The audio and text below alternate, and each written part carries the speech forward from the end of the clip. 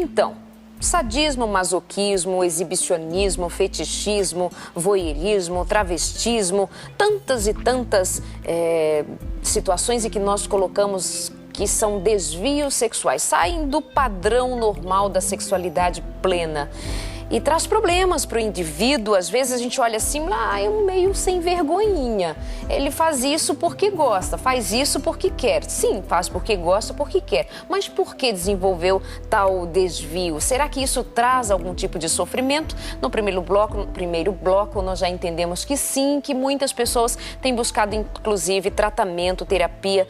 E nós falamos sobre sadismo, por exemplo, e o masoquismo. Como se dá? Essa pessoa, né, ela se sente excitada sexualmente quando ela tem infringido sobre ela algum sofrimento físico. Geralmente é uma dupla perfeita, né? O sádico com o masoquista, eles normalmente se encontram. Mas as pessoas se sentem prisioneiras desse comportamento porque elas realmente acabam não conseguindo desenvolver outra atividade sexual que seja diferenciada desse padrão. Mas então o sádico, ele provoca dor? E o masoquista, ele sofre a dor e sente prazer. E sente prazer. Há várias outras parafilias, né? Outro dia eu vi uma em que a pessoa colocava agulhas em várias partes da face, então, e havia prazer sexual associado a isso. Então, realmente é bem complicado. Essas pessoas acabam se sentindo mesmo fora da norma. Agora, tem uma curiosidade, viu, Darleide? É que isso não costuma chegar tanto no consultório. Não costuma chegar tanto. Então, só casos mais extremos, como, por exemplo, um caso, como eu falei, né, de ter um caixão. Isso já é uma coisa realmente muito bizarra. Mas, normalmente, um voyeur, algum exibicionista, ele não procura porque ele não entende. Isso também é um outro traço, né, desse desvio, é que, às vezes, a pessoa não entende que aquilo pode provocar mal ao outro e que aquilo pode provocar distúrbio na conduta sexual como um todo. Então, por exemplo, um exibicionista que às vezes está, né, num vagão de trem, numa estação de metrô e ele mostra a sua genitália em público. Quer dizer, ele não entende que ele está infringindo uma regra de convívio social. Então, para ele dar prazer e tá ok, então isso é um problema, precisa tratar. Mas dificilmente eles vão procurar ajuda, só quando o caso é muito extremo. E ainda mais aquele detalhe de que hoje nós falamos muito da liberdade, como sempre foi dada a todo ser humano, a liberdade de ele viver entre quatro paredes, o que ele entenda que é bom para ele, que é bom para o outro, mas se essa conotação da liberdade, ela extrapola a liberdade do outro, né? Então, começa a trazer problemas para o outro, como você disse, o outro às vezes se sente constrangido. Bom, eu amo, mas ele só gosta assim, eu vou fazer porque eu sou constrangida em nome desse amor a fazer. Então, algumas questões a gente precisa ir aprendendo e convivendo a não pensar na sexualidade simplesmente no que eu sinto, mas no que o outro é, no que o outro sente também. Vamos a algumas perguntinhas aqui que chegam para a gente. Você pode mandar o seu e-mail para a gente também, semtabus@novotempo.org.br. Se perdeu algum programa, visita o nosso blog, assiste programas passados e participa, deixa o seu comentário, enfim, esse programa para nós fazermos juntos. E também tem para você a revista Família Feliz. Você escreve, dá o seu endereço completo, é gratuito, nós enviamos para você a revista Família Feliz, que também traz orientações importantes sobre sexualidade para você conviver bem com a sua sexualidade, aprendendo sempre mais.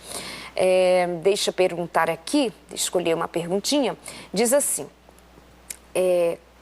quando nós namorávamos, o homem que escreve, quando namorávamos tínhamos muito prazer, mas eu hoje, casado, já não sinto o mesmo prazer. Fiquei pensando outro dia enquanto assistia vocês. Será que o prazer que eu sentia enquanto namorávamos e fazíamos sexo antes do casamento, será que o prazer que eu sentia estava ligado a estar proibida aquela situação? Isso não chegaria a ser um desvio, né? O que seria isso? Será que é possível? Olha, isso é uma queixa, assim, da maioria dos casais. Quer dizer, mesmo os casais com os anos de casamento, eu costumo dizer que é a questão da máquina de lavar, sabe? Quando você é solteiro, cada um lava a sua roupa na sua máquina de lavar, usa um sabão em pó, usa uma amaciante. Quando a gente junta tudo, a gente gosta de desafios, né? O ser humano, principalmente nessa área da sexualidade, ele é movido a desafios. Os homens, principalmente, eles são movidos a essa questão da conquista. E às vezes parece que no casamento isso vai se acomodando. E o outro já está tão igual a mim, né? Já não é tão um objeto de desejo assim. Não é um desvio, eu acho que às vezes tem a ver mesmo com o percurso normal, a dinâmica normal do casamento. Quer dizer, quando você já conquista algo, automaticamente você já não deseja tanto. E isso acontece em qualquer área da sua vida, né? Você deseja muito uma coisa, tão logo conseguiu, aí você pensa, talvez não tenha sido exatamente isso que eu queria, não era exatamente isso. Mas o casamento, ele é pautado por outros valores que não apenas essa questão do desejo, né? Se qualquer casamento fosse estabelecer apenas pelo desejo ou pela atração física, todos os casamentos fracassariam. Porque o casamento ele é pautado na questão da escolha, né? Eu escolho a cada dia estar com aquela pessoa. Ah, o desejo vai acabar? Claro que não, mas ele é cíclico. Às vezes você está com o maior desejo, o casamento passa por essas fases, né? Eu não acho que seria uma questão de desvio, de jeito nenhum. Eu acho que é uma questão da dinâmica mesmo. O casamento, por si só, ele tem essas curvas, né? Essas Antes era muito novidade, né? E antes era... Eu acho sim também que a questão do ser proibido para algumas pessoas torna uma coisa mais emocionante. E é possível sim, mas não levando isso como algo que seja a questão máxima da situação. Acho que é mais essa questão da máquina de lavar mesmo que influencia, né? Tudo junto. Masturbação seria um desvio de conduta sexual? Não, ele não entra, né? Porque quando a gente fala de desvios, a gente precisa considerar o que realmente a Organização Mundial de Saúde coloca, aí, o CID-10 e tal, não é colocado como um desvio. Ok. Nós vamos falar sobre a masturbação no outro programa. Tem perguntas que chegam, mas muitas perguntas, inclusive de pessoas casadas. Enfim, nós vamos discutir isso num próximo programa aqui com a gente também. Olha esse e-mail aqui. Eu gostaria de saber se é bom ou mal, certo ou errado, ter relações sexuais todos os dias e por quê? Olha, se o parceiro concordar, tiver bom para ele, que bom. Porque a relação sexual é uma coisa que dá saúde para as pessoas, né? Se ela realmente tem um efeito satisfatório, a relação sexual onde só um fica satisfeito e o outro não, como são alguns ouvintes mandaram e-mails assim, né? A gente já conversou sobre alguns deles, aí sim, é realmente um problema.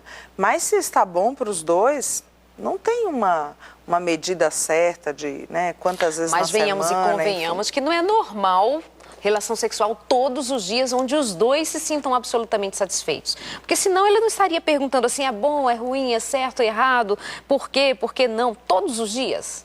Se tiver bom para o casal, todos os dias eles estiverem satisfeitos, não há um problema. Agora, eu acho difícil, com a vida moderna que a gente tem, realmente o casal conseguir ter energia e tempo e disposição para ter sexo todos os dias. Por isso que eu estou dizendo... Isso é além da média, mas não está fora da média para ruim. Eu não diria aí a questão de ser normal ou não ser normal. É a dinâmica desse casal.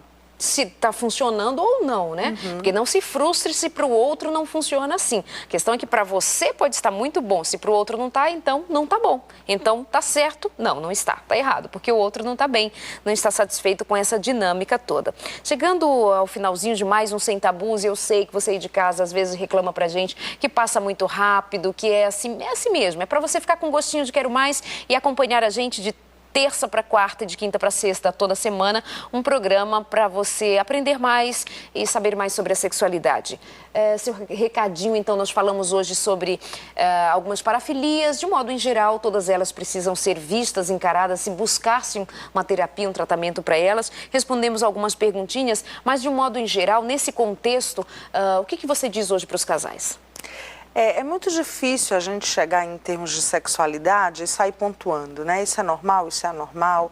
E eu acho muito legal um programa como esse, onde a gente tenta se pautar realmente no que são orientações bíblicas. E eu acho que um conselho que eu daria é realmente recorrer a essa questão da Bíblia.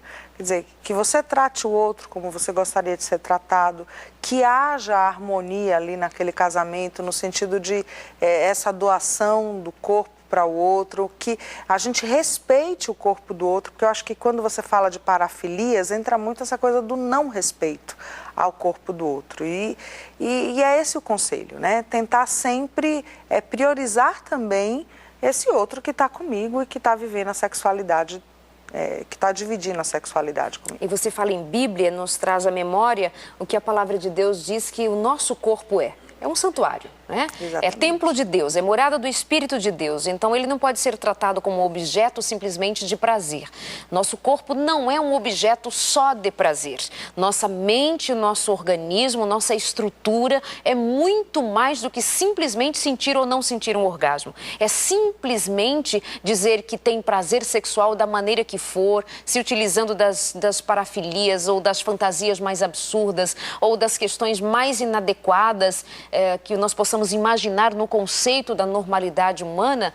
Então nós começamos a pensar que estamos usando o nosso corpo de maneira inapropriada também, de acordo com o que diz a palavra de Deus. Templo de Deus, morada de Deus, do Espírito Santo. Que você entenda a sexualidade assim, como algo pleno, bonito e satisfatório para você e para o outro. Obrigada por hoje, Thalita.